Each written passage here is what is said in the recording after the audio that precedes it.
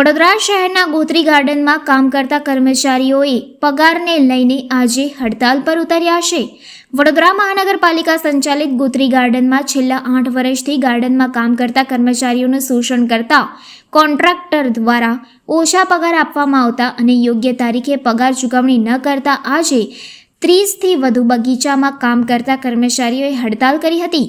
ગોત્રી ગાર્ડનમાં વિવિધ પ્રકારની કામગીરી કરતા કર્મચારીઓએ આજે ઓછા પગારને લઈને તેઓએ હડતાલ કરી અને આ તમામ કર્મચારીઓ દ્વારા પાલિકા તંત્રના અધિકારીઓને રજૂઆત કરી છતાં યોગ્ય નિરાકરણ ન આવતા તેઓએ આજે રોષે ભરાયા હતા અને હડતાલનો શસ્ત્ર ઉગામ્યું હતું. બગીચામાં કામ કરતા કર્મચારીઓને પીએફ અને એએસઆઈની સેવાનો લાભ મળતો જ નથી, જેથી આ કર્મચારીઓનું આકસ્મિક દવાખાનું આવે તો તેઓ મુશ્કેલીમાં મુકાઈ જાય છે.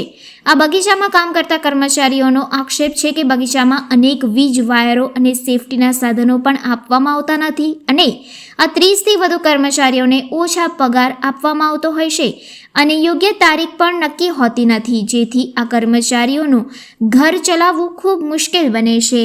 मैं ગોત્રી ગાર્ડનમાં કામ કરું છું. મેં છેલ્લા 6 વર્ષથી કામ કરું છું. મેં તો આ 6 વર્ષથી મેં ઝાડ રોપ્યું, નાનો છોડવો હતો ત્યાંથી અમે કામ કરીએ છીએ. પણ આ લોકો પહેલાં સ્ટાર્ટિંગમાં મને 6000 આપતા હતા. 6000 પછી 7000 કર્યા, પછી 7.5 કર્યા, અત્યારે 8.5થી આગળ વધતું છે નહીં કશો પગાર અમારો. તે આ લોકો અમારી માંગ એવું છે કે સીધા અમને પીએફ ESI જે ગવર્મેન્ટ રેટ છે ને એ અમને મળવો જોઈએ.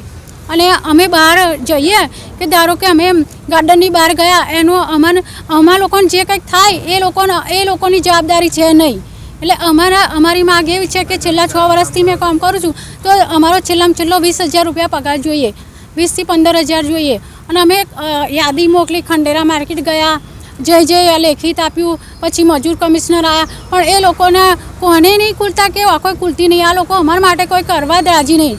આ લોકો બધા સાહેબો આવે છે, એ લોકો એવું કહે છે ચલો આ કરી દો પેલું કરી દો, પણ કોઈ પગાર વિશે અમને કોઈ કહેતું છે નહીં.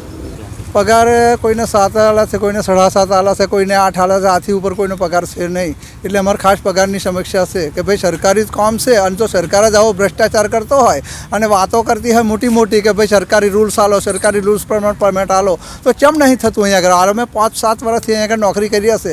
અત્યાર સુધી અને છે ને બધા સાહેબોએ આશ્વાસન જ અમને આપ્યું. અમે બધે રજૂઆતો કરી છતાં પણ અમારી રજૂઆતો કોઈએ પણ સ્વીકારી નથી. હા, અને આને આજ રહ્યું છે. એક તરફ વડોદરા મહાનગરપાલિકા સ્વચ્છતા અભિયાનને લઈને મુદ્દો ઉઠાવી રહી. એ તો મોટી મોટી વાતો જ છે, કશું સ્વચ્છતા અભિયાન નહીં. સ્વચ્છતા અભિયાનની વાતો કરીએ ને આવા ગરીબ લોકોનું લોહી ચૂસે હશે આવ્યા. હા, અને અત્યાર સુધી વાતો કરે કે આ મહિને તમારું થઈ જશે, ફરીને મહિને થઈ જશે, ફરીને મહિને થઈ જશે, આવા આશ્વાસનો આપ્યા છે, બાકી કશું થયું નહીં. એટલે આમાં એવું લાગે છે કે કોન્ટ્રાક્ટરની મિલીભગત છે. એ કોન્ટ્રાક્ટરની હોય કે સાહેબોની હોય, એમને કોઈ મતલબ નહીં. અમે તો હડતાલ ઉપર ઉતરી જાય ને અમારે કામ જ કરવું નથી. અને તમે તમારી રીતે કદી ક્ષણ આથી ઓછા પગારમાં આવતા હોય માણસો તો એ તમે લાવો ને તમારી મિલીભગત ચલવો, અમને હૃદય વાંધો નહીં. તમારી માંગણી સ્વીકારવામાં નહીં ત્યાં સુધી તમે હડતાલ? હા, અમે હડતાલ ઉપર રહીશું. એ તો અમે અડીખમ જ છે અને અમને કશો વાંધો નહીં. કદી ક્ષણ અમે છે ને નહીં બીજે નોકરી મળે તોય વાંધો નહીં, કંઈ અમારે ઘર નહીં કાઢી મેળવો.